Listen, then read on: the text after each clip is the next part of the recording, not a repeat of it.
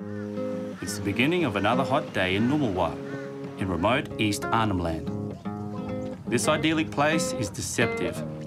While they've been reaping the harvest from the sea here for centuries, on the land, it's not so easy to grow food. But all this is about to change.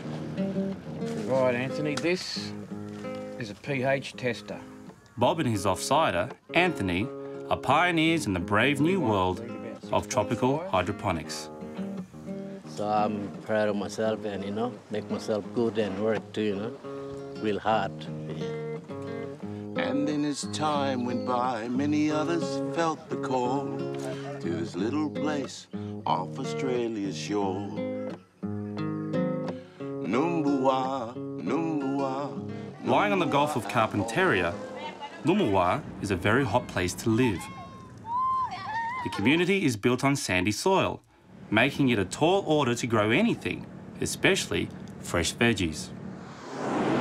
A task that gets even more difficult as you travel inland to surrounding outstations.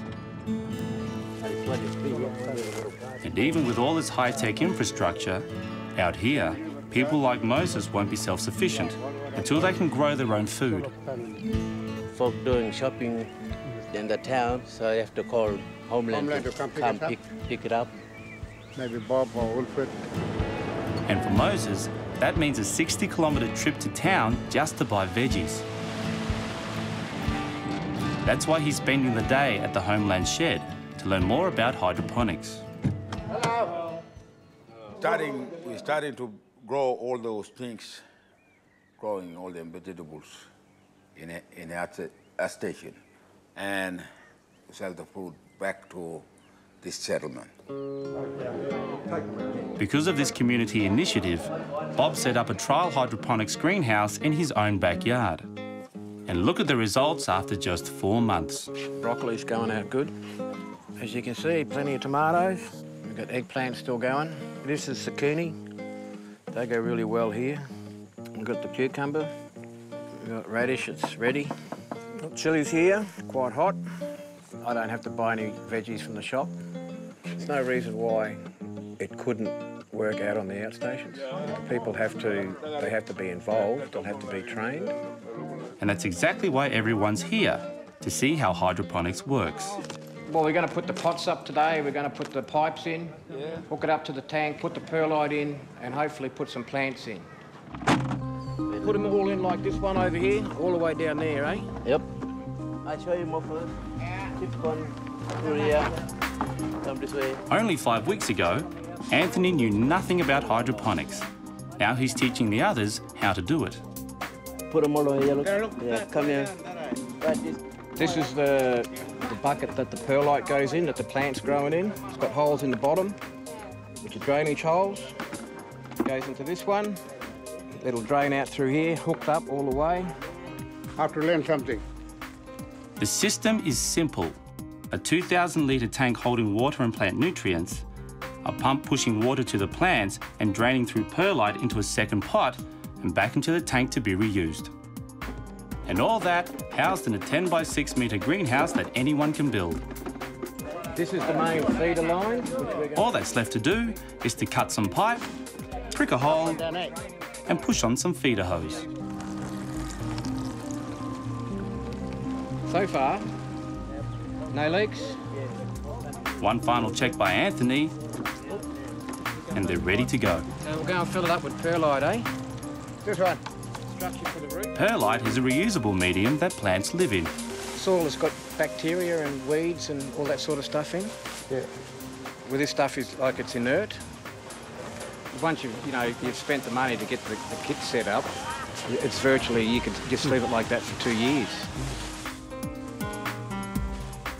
And after only 5 weeks, their first tomato plants are ready to bear fruit.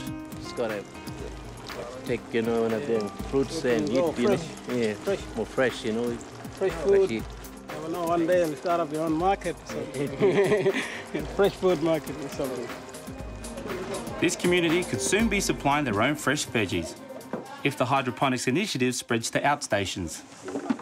We might sell the food back to this settlement or any other settlement, And to realise Henry's dream, Homelands Resource Centre will need to keep the roads to the outstations in good order. Well, it's very important, eh? The Aboriginal people, they want to go out, like out to the outstations and that, go out hunting, camping, take all the young kids out, teach them bush life. And the only way to do that is if you've got good roads getting out there. Something Moses is thankful for as he heads home after a long day to talk with Anthony about setting up his own hydroponic system.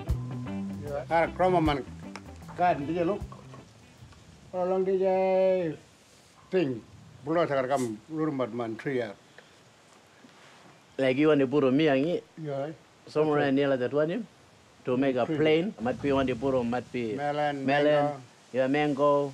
Like when you're hungry, you got thing you can eat. Instead of going shopping. Yeah, you can spend it money in the shop. You can own something to eat here. Yeah.